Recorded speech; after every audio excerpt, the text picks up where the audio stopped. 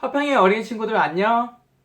오늘은 창세기 27장 41절에서부터 28장 9절까지의 말씀을 함께 나누도록 할게요. 지난 시간 이삭은 자신의 눈이 점점 어두워지고 활동하기 불편해지자 자신이 언제 죽을지 모르겠다라는 두려움에 자신이 가장 사랑하는 맏아들 에서에게 자신의 축복을 전해주어야겠다라고 다짐하게 되었어요. 그래서 맏아들 에서를 불러 에서가 사냥한 고기로 자신이 가장 좋아하는 음식을 만들어주면 에서에게 자신의 축복을 모두 전해주겠다라고 말하게 되었고, 이에 기쁜 마음으로 에서는 사냥을 떠나게 되었죠. 그런데 이삭과 에서의 대화를 이삭의 아내 리브가가 몰래 엿듣고는 자신이 사랑하는 아들, 둘째 아들 야곱이 남편 이삭의 축복을 받기를 원하게 되었어요. 그래서 이삭의 아내 리브가는 이삭을 속이기로 마음을 먹었고, 사랑하는 아들 야곱을 불러 형 에서처럼 꾸민 다음에 아버지 이삭을 속이라고 동용하였어요. 이에 야곱은 어머니 리브가의 말을 따라서 형 에서처럼 털이 많은 것처럼 꾸미고, 형이 입는 옷을 입고, 그리고 어머니가 해준 음식으로 형이 사냥한 고기로 만든 음식인 것처럼 속여서 아버지 이삭에게 나아갔어요. 아버지 이삭은 눈이 어두웠기 때문에 비록 목소리는 둘째 아들 야곱의 목소리였지만 형처럼 꾸민 야곱에게 속아 결국 이삭은 야곱에게 에서에게 줄 축복을 모두 전하게 되었어요. 뒤늦게 이 사실을 알게 된 에서는 아버지 이삭에게 자신에게도 축복을 달라고 간청하고 애원하였지만 결국 모든 축복을 야곱에게 전해준 이삭은 자신이 사랑하는 아들 에서에게는 저주와도 같은 축복을 해줄 수밖에 없었어요.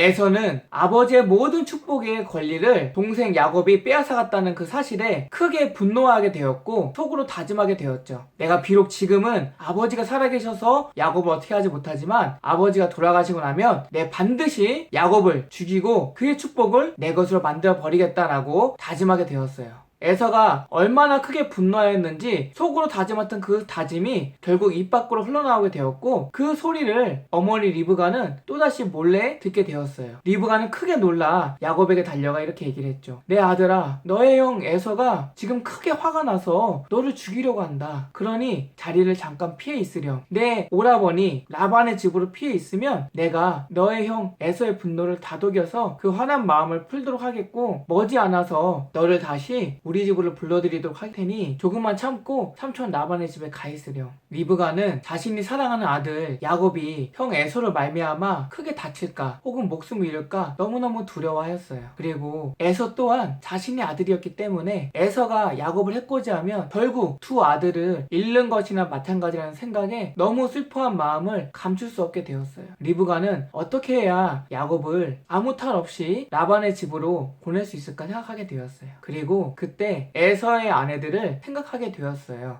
창세기 26장 34절 35절을 보면 에서가 먼저 결혼하게 되었는데, 에서는 가나안 땅에 머물고 있는 원주민 헷족 속의 딸들을 자신의 아내로 맞이하게 되었고, 그 여인들이 이삭과 리브가의 마음에는 기쁨이 되기보다는 오히려 근심이 되었었어요.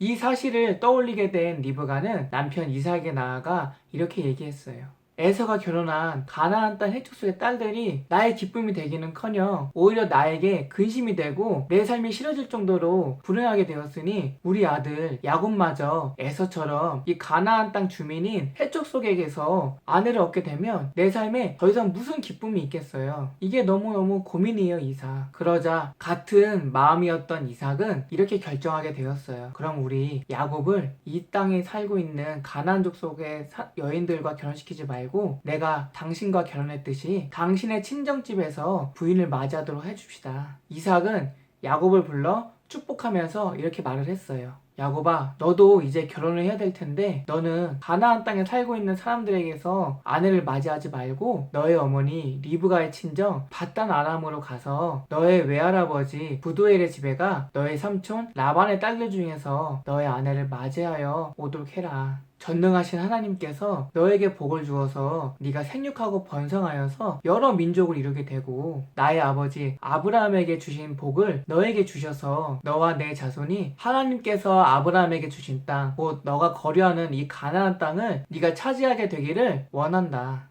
이삭은 축복 속에서 야곱을 라반의 집으로 보내게 되었고, 동생 야곱이 아버지 이삭의 축복을 받으면서 바단 아람으로 아내를 구하러 떠나는 모습을 보게 된 에서는 아버지 이삭과 어머니 리브가가 자신의 아내들로는 전혀 만족하거나 기뻐하는 모습을 보지 못하는 것을 떠올리게 되었어요. 에서는 생각했어요. 내가 비록 아버지께 원하는 축복을 받지 못했지만 아버지와 어머니의 마음이 야곱이 없는 동안 나에게 향하도록 더 노력을 해야겠다. 지금 보니 아버지가 야곱에게 가나안 사람의 여인들 중에서 아내를 맞이하지 말라고 하였고, 나의 아내들 가나안 여인들이 나의 아버지 야곱과 어머니 리브가의 마음에 기쁨을 주지 못하니 내가 우리의 혈족에게서 다시 아내를 맞이하면 아버지 이삭과 어머니 리브가의 마음이 나에게 향할 수 있을 거야. 에서는 야곱이 없는 동안 아버지와 어머니의 마음에 흡족한 아들이 되고자 했기 때문에 야곱처럼 어머니의 친정으로 가서 아내를 구할 수는 없었어요. 대신에 할아버지의 다른 아들들, 즉 삼촌들을 떠올렸고, 그 가운데 삼촌 이스마엘이 가까운 곳에 살고 있다는 것을 생각하게 되었어요.